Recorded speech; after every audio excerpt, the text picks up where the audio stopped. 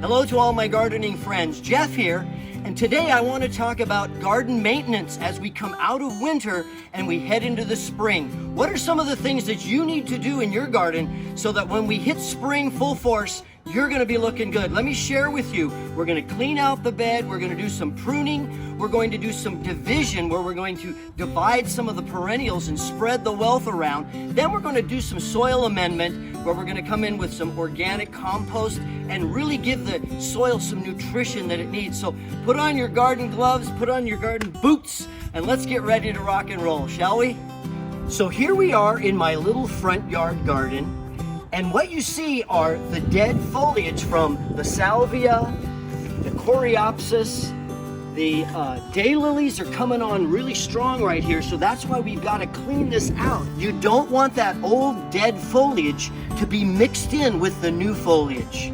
So here we have columbine, which is one of the first flowering plants of the spring season. And look at these old dead stalks from last year. Just put your fingers in there and clip them off like this. And look at all the new foliage that's coming out. Just grab underneath and just kind of give it a little tug and it'll clean it up.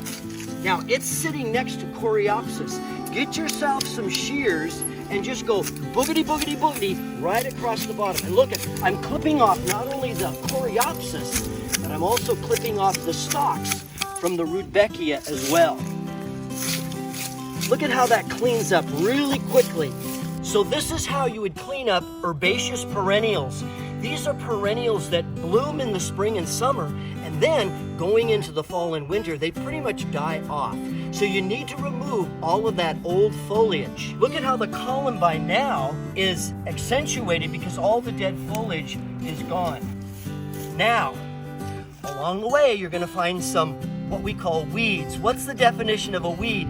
It's just a plant that's in the wrong place. Here we have a dandelion. Dandelions have a taproot like a carrot. And so the most important thing is you've got to get that whole root off. So when you pull that out, you see that? That needs to come out. If you don't, it's going to push foliage and it'll just come back again. A lot of people nowadays are looking for plants and shrubs that are maintenance free. I want to tell you something. There's really not a plant or shrub that's maintenance free. You're going to have to do something. But when it comes to ornamental grasses, I'm telling you, just get yourself an electric shear and you can cut this puppy down to the ground. One cut per year about this time and basically you're done.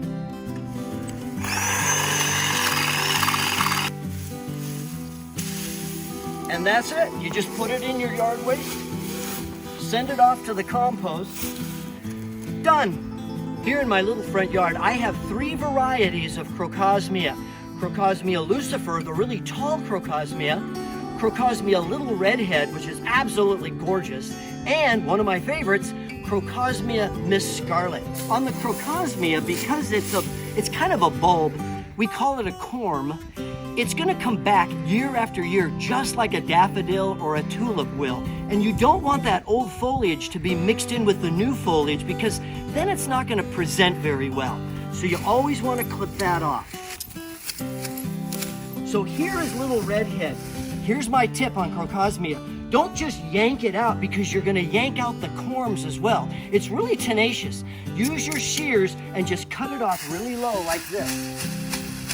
Then you can just pull it out like that and discard it. Come in with a quick rake and just rake all of this old foliage out. Look at the daylilies that are starting to come back. Now on the daylilies, and this particular variety is one of my favorites, it's called Sunday Gloves. It's a beautiful white. But look at how it's cleaning up, and as the new foliage emerges, wow, that's gonna present extremely well this spring. If you're getting old and decrepit like this old gardener, that's when you use the electric shear. Here in Seattle, we've had a couple really cold periods this winter. One time we had about 6 inches of snow, which acts as an insulation and it's really nice to protect the plants. But the other time we didn't get any snow and it was cold for a week. So our Cape Fuchsia, the Phygelius, really took a hit. I'm hoping that there's going to be some green down in here, and it'll come back. So what you have to do is you have to prune it down until you find some green in the branches or the stem. So now there's green in the stem here, and then look at you guys, right here, you see some little buds coming out. That is a great indication that yes, new life is starting to happen. But you know what I just noticed? Mamacita! I still have Christmas lights on my shrubs. Boy, this gardener needs to get busy. Gardens need to present really well in all the different seasons. And in the fall, it's a little bit difficult. I've found that chrysanthemums are a fantastic plant. Now, here is a chrysanthemum that's one of my favorites. Now, look at this. Cut off the old stalk, just like this, and then look at the new growth that's starting to emerge down here near the soil. You definitely want to clean off these old stalks because you don't want them to mix in with the new stuff. Look at that. This is just going to be a knockout as we head into the fall. Now on Spirea, after it flowers, you get these little tiny seed heads that, I don't know, some people like them, some people don't. I kind of like to clean it up. You can take your fingers and just pull the little seed heads off like this, lightly pulling upwards, and the seed heads just kind of come with your fingers and just kind of go off. You can kind of shake it a little bit like this, and don't be afraid, you know, you're not going to hurt your shrub. Look at all the new foliage that's emerging, this beautiful burgundy color. Or if you want, you can take some pruners and go snippety, snippety, snip. It's a little tedious, but hey, it's your choice, and you can do whatever you'd like to do to present your plants the best way possible. This is also a perfect time to transplant any plants that you have, and then that way you can spread the wealth around. So here, I've got a catnip, and look at that. I just take out a chunk like that. In fact, here, I can even slice that again, and there's, you know, 2 different pieces here that I can put in my garden and have even more flowers as we go into spring. So consider transplanting a few of your plants.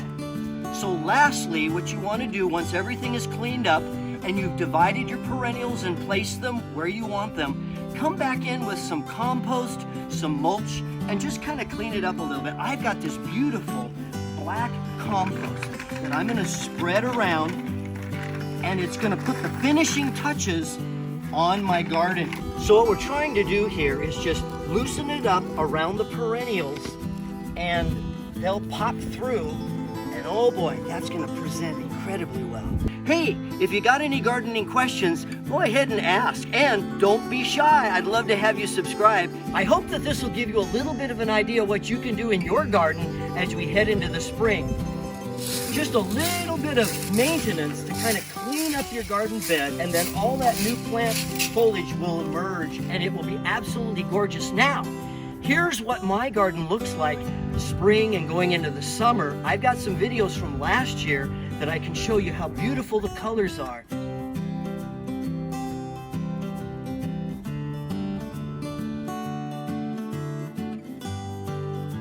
Hey, until next time, happy gardening.